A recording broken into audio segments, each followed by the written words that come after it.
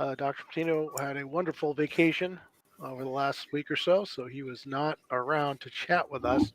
Hope you had a good vacation, Dr. Patino. But today we're going to be talking about an issue that's in the news, and that is the tragedy of the Tyre Nichols death. And looking at it from a perspective other than political or, I mean, a little bit sociological, but mainly psychological. And Doctor, you sent me some articles prior to the show, as per usual, about something called self-hatred.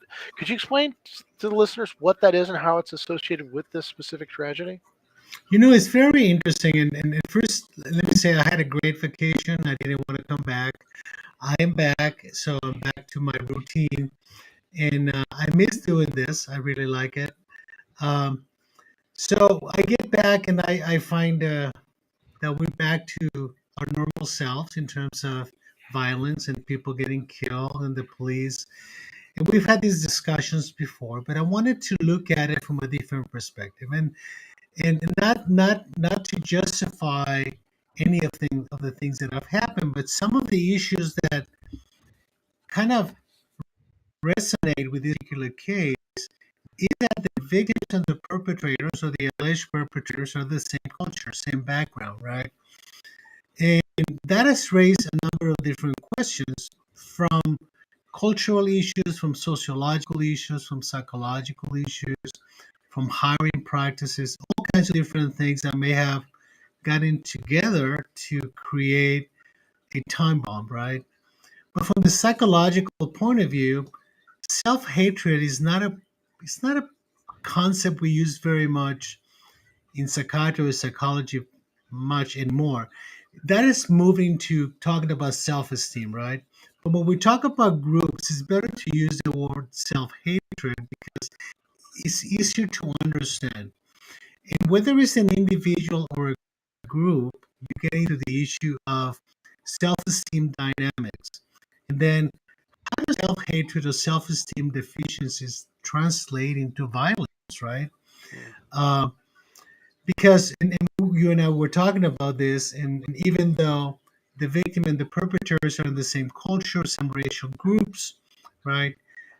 Is this only an issue of policing? Is this only an issue of culture within the police? Is this an issue of the police protecting themselves? And all of those things play a role. But what I was trying to tell you before was that these police officers were in a racial group and in a culture before they became police officers. And Hmm. that's where you get into the issue of how something like this happens. Now, this particular case is pretty heinous in terms of, and I watched the videos and all that, in terms of the passionate abuse that was being expressed by the police officers. And that's where the issue of self esteem and hatred came into my mind, right? I mean, to what extent, and I'm going to put it in general terms, when they're beating him up, they're also beating themselves up.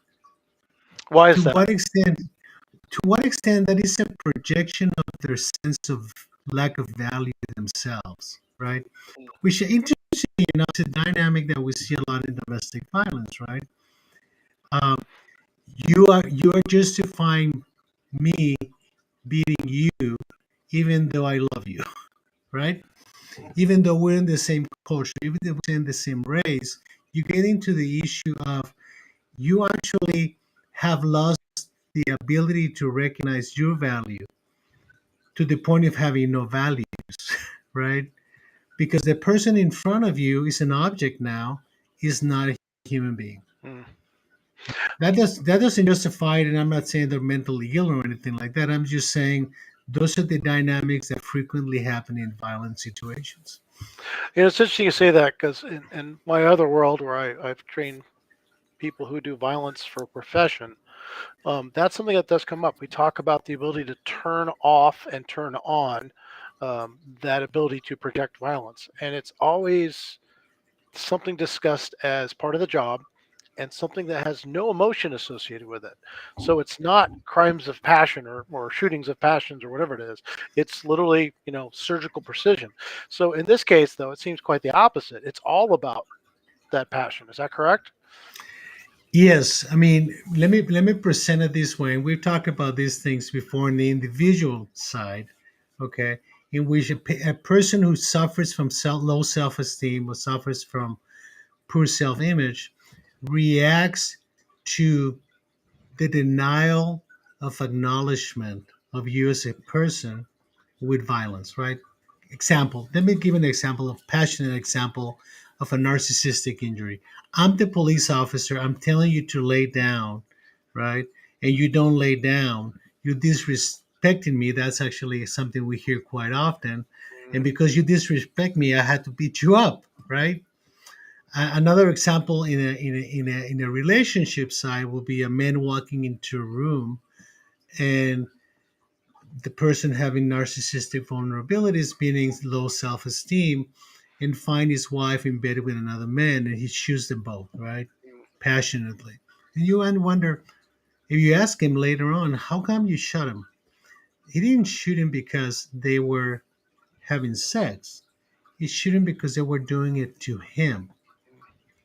And that is what creates this passionate reaction. So it's not difficult in a culture like police, okay, or in a culture where you have been chronically neglected and rejected, to have this sense that I have to be recognized.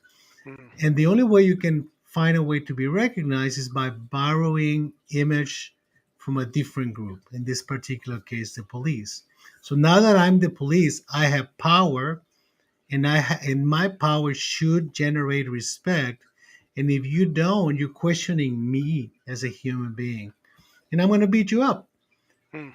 And, Now, and let's be clear, it is going beyond their duty to arrest somebody. I mean, if someone doesn't follow the orders, a police officer is allowed to go hands on and put someone down or taser them. But really, we're not seeing that. We're seeing actually people literally beating the hell out of somebody.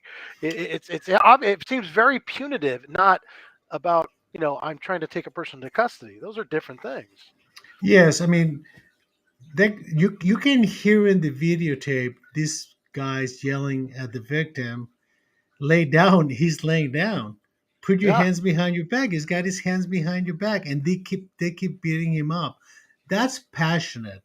That is my discharge of my anger and frustration, not only because he's not following my orders and disrespecting me, but I'm reflecting all of this lack of value that I have into this person. Okay. Now, I mean, usually in those kinds of situations, you can almost get a little dissociated, right? Mm. That you really don't know what you're doing for a little while. And you can see that after a while, when they all realize what they've done, they're kind of aimlessly walking around, not knowing what to do, right?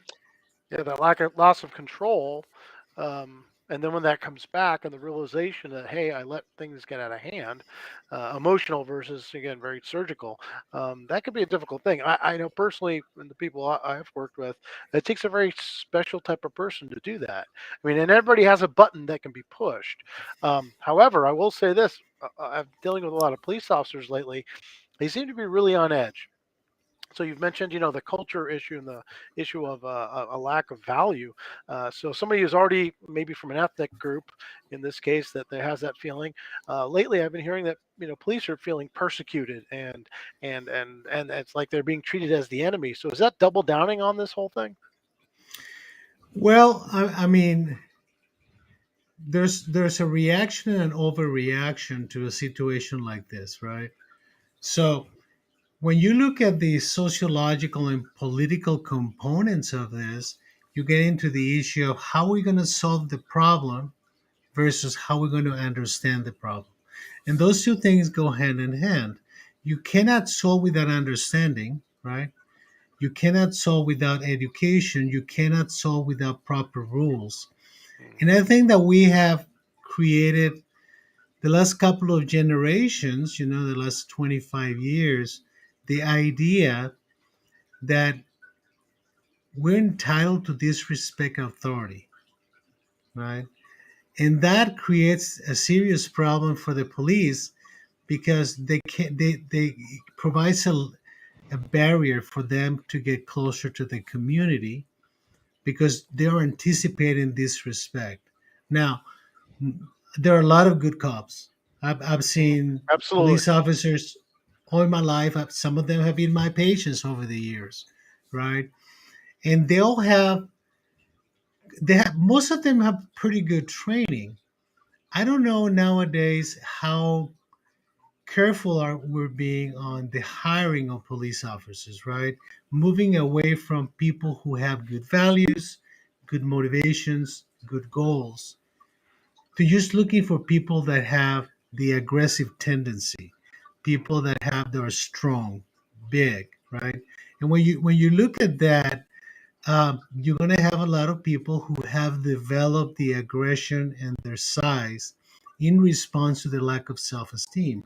So the fact that you're big and you're strong and you play in the NFL or you play basketball or whatever you play or you're an athlete doesn't make you a person with good self-esteem.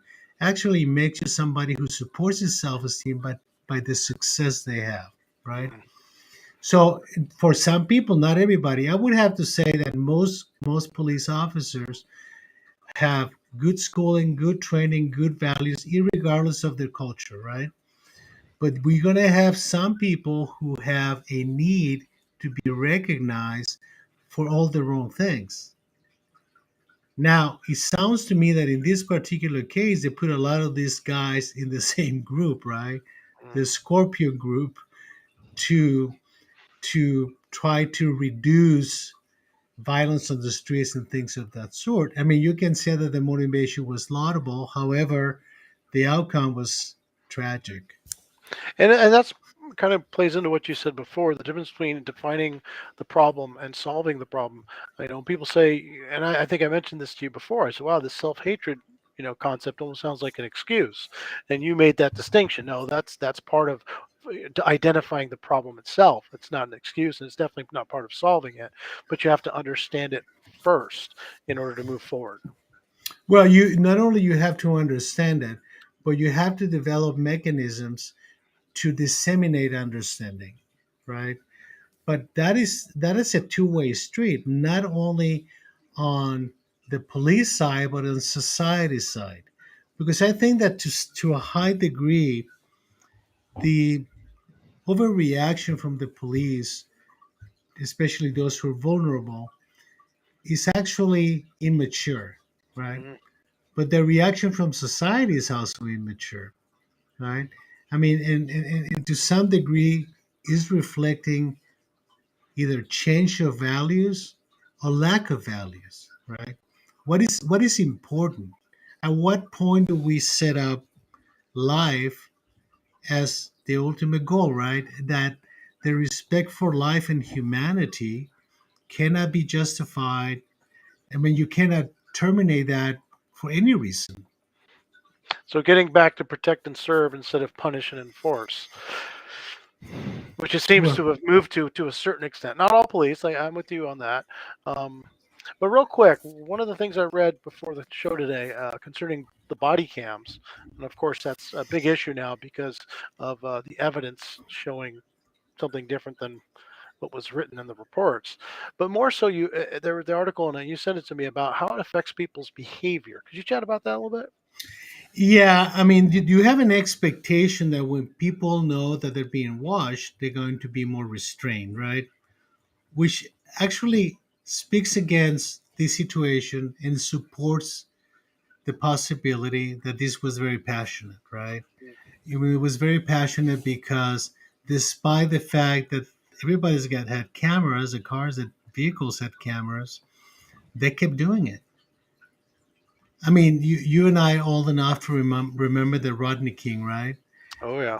Back in those days, there were no cameras. It just happened that somebody was videotaping the whole thing, right? Um, and despite that, the guys went free. I mean, they lost a civil lawsuit, the city lost, but they were not convicted. I remember the riots afterwards Hmm. and all of that. So we move forward 30 years, and you're still seeing something very similar. Okay, in this particular case, again, passionate. Is the passion associated with the beating that they um, had this kid go through is it was intense, Mm. almost dissociative, if you may. So, what is the solution? I mean, other than going to RoboCop and making it totally logic based and taking the, I mean, because I mean that's the reality, right? You put humans in stressful situations, they don't always respond well. And I know from personal experience with the training of police, they are well trained, but there's a whole lot more that could be done to help them, and even just in their assessment of hiring people. I mean, how do you take out the human, or at least manage the human factor? Well, um, you have to use the carrot and the stick approach, right? But before you get there, you have to do a good internal, honest analysis of your assets and deficits, right? And I'm basically telling you what we do with patients, right? I mean, whether it's therapy, whether it's couples therapy, family therapy. My first approach is that what do I have to work with, not who is my problem, right? Because you have to know your assets and how to build from your assets. What happens though is that politically, there's a very strong pressure to suppress, right? Let's eliminate the problem, but you cannot eliminate the culture, right? So you have to listen to your good, to your assets. You need to listen to the good cops and ask the question, you know, how can I help you be a better police officer? Instead of directing. And there's been a change in culture. You and I have seen this probably since the first Gulf War, in the militarization of the police departments, right? In which everything is top down, and I'm going to tell you how to do it, and some good ideas, some bad ideas, but a lot more military-like type of interventions, right? So interventions to suppress with the removal of community policing, right? And I don't have these big dreams about community policing, but the police officers in the community need to be part of the community, meaning that, and you remember the times, that when there was a police officer at the corner, you could stop by and ask for directions. I mean, I was in Europe. I was in Spain a couple of weeks ago, and while I was there, there was this couple of police officers with big rifles. They're obviously military people. And I'm walking down the street, and I say, "Well, I didn't know if I should approach him or not to ask him for directions, right?" So I said, "Well, I'm going to take my risk, and I'm going to ask him, where can I go?" Very happy, very friendly. "Oh, don't worry about it. You see that flag, just follow this road, blah blah blah." We don't have that here. Everybody's in a patrol car or in a SWAT team vehicle, carrying arms, not talking to anybody, and that is not working. Mm. And then everybody's showing off. I mean, I was following a couple of police officers the other day in their motorcycles, and they both have rifles in the back. Yep, AR-15s now. Yep, that they do. Why? Well, the thought is they will need them. I talked to a person recently who's trying to become a police officer, and he's a former military guy. And I remember him saying, I said something about, you know, getting in these engagements, and he says, "Well, that's part of the fun of being a cop." And it really hit me that I'm like, I don't think I want you being a cop then. Um, and I know that right now we have a lot of people exiting that. And it seems like any economic system or even system in nature, once a vacuum is created, something will fill it. Ideally, somebody more geared toward the protect and serve, communications, maybe even some more hands-on skills versus this, hey, let's just go to guns every time.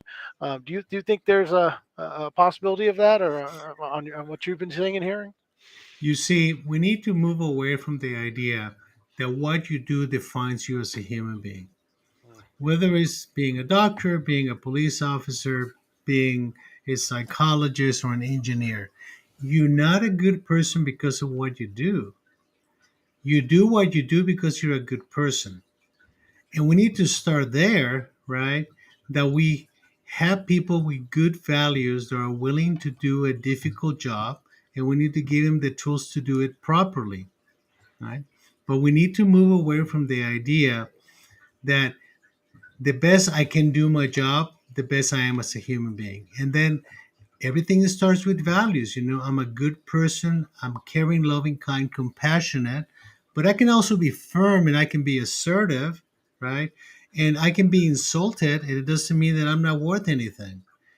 So we have, I mean, I'm telling you this because that's what I have to do as a psychiatrist. I mean, sometimes I have to let people ventilate their anger and frustration and tell me that I don't know anything, that what I'm doing, that I'm the worst doctor they've ever seen. If I feel injured because of what they're saying, I'm going to punish them, Mm, right? And it's not my job to punish people, it's my job to understand. The only job of the police is to make people follow the law, okay? And to do it with at least aggression as possible, with least threat as possible, and without a need to impose our authority, with aggression. It's actually, in the long term, a lot easier to impose authority without aggression, mhm. right? Indeed. Well, hopefully, that's what's happening now in some of our PDs, the new recruitment to fill in these people who are leaving, who maybe are not the best fit, and unfortunately that they'll add some psychological aspects to it as well as some other physical training aspects to help um, deter more of these issues from occurring. Once again, Doctor, thank you very much for your time, and we'll see you Thank all you. again next week. Hey, thank you very much. It was a pleasure being with you again, and we'll see you next week.